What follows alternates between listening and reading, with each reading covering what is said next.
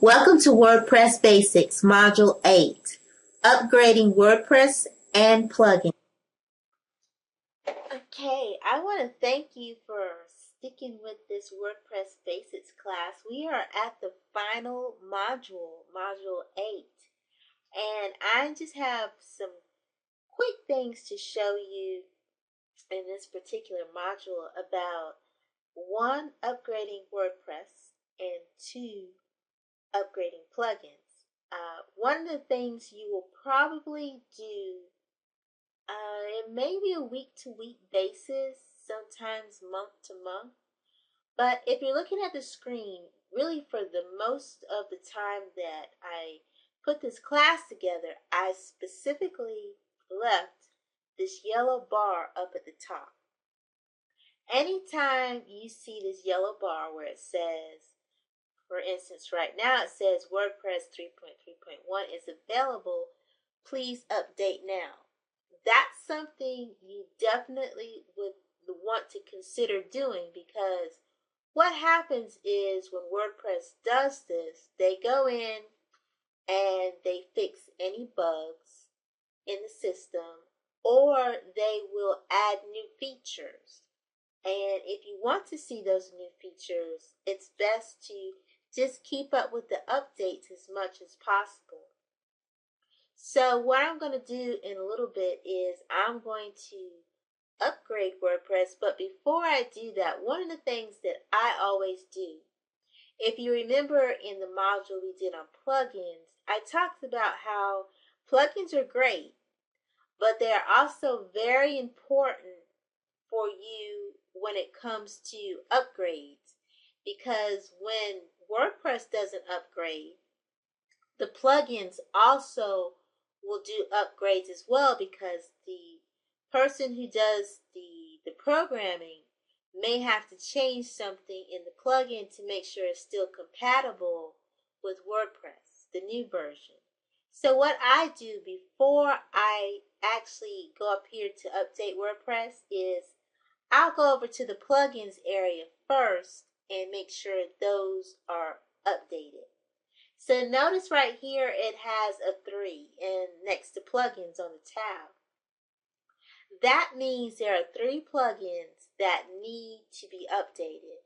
And so that would be my first step. And this is usually, sometimes depending on how many plugins you have, you may see a number here every week, every couple of weeks. It just depends on how often that plugin developer is really spending time with making sure his plugins work. And you have some that are really good.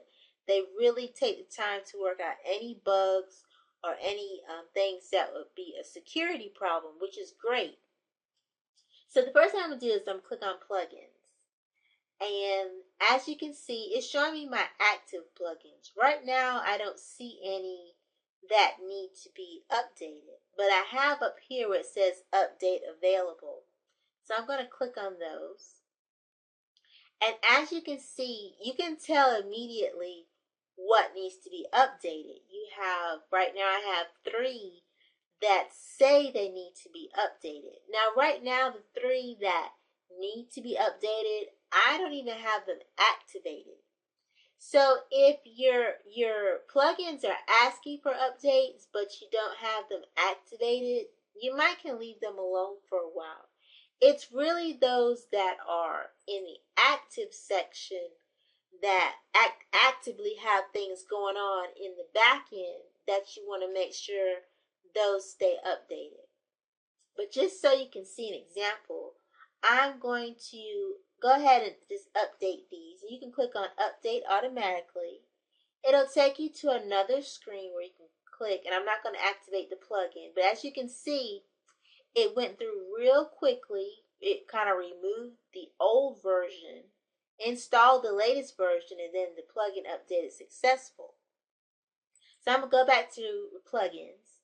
And there's two more. I'm not really using these, but I think I want to go ahead and update them anyway, just in case I decide to use them. So I'm going to click on all of them, both of them at the same time.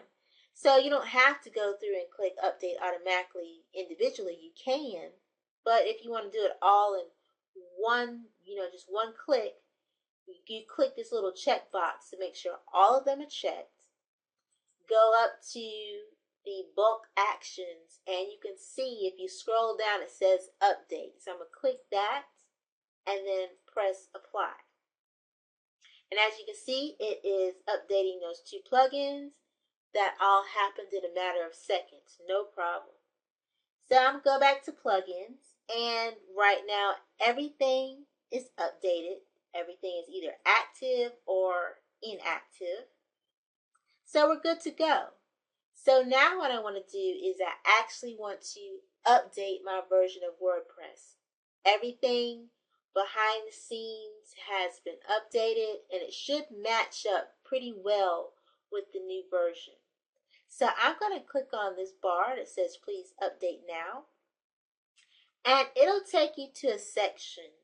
Now in this section, it will allow you to also update themes. Depending on the theme that you have, you can update. For instance, there is a new version of 2011 and 2010. I'm not going to worry about that right now, but if you purchase a theme, sometimes, most of the times, especially the themes that you purchase, that person who developed that theme is going to try to make sure you get your money's worth. So they're going to keep updating it. So you might want to check this area also before you do any updates to WordPress, because sometimes they put coding within the theme that you install that also has to be compatible with the WordPress, the latest version. Okay, now right now, the way my web hosting is set up, it used to be back in the day, I would download the files and then use what they call FTP to upload the files. That was quite a bit of a process, but WordPress makes it really easy.